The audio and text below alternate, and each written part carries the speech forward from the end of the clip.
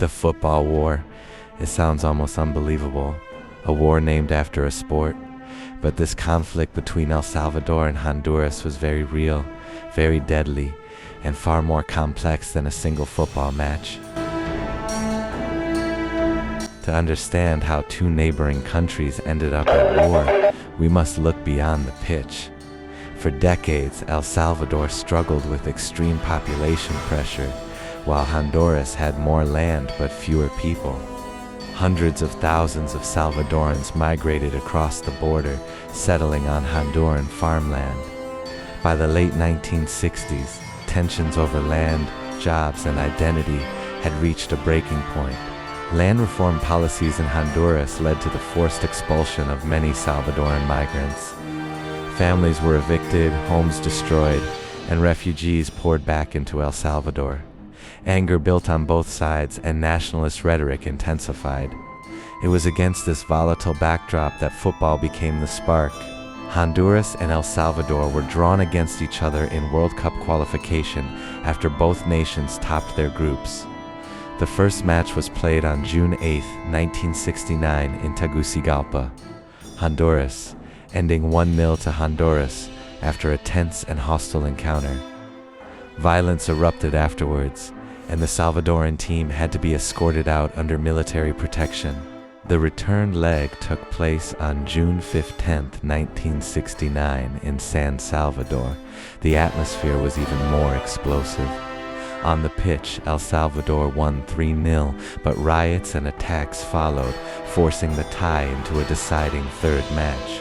That playoff was held on June 27, 1969 at the Azteca in Mexico City, chosen as a neutral venue. El Salvador won 3-2 after extra time, securing qualification. Almost immediately afterward, El Salvador broke off diplomatic relations with Honduras. Diplomacy collapsed completely. Both governments mobilized their armed forces, and nationalist fervor overwhelmed calls for restraint. On July 14, 1969, El Salvador launched air and ground attacks into Honduran territory. The war had begun.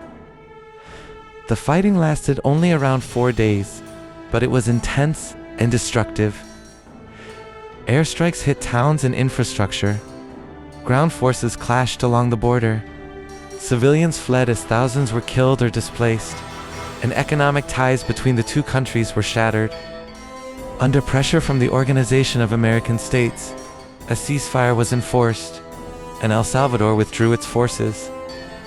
Yet the deeper problems remained unresolved. For El Salvador, the consequences were devastating.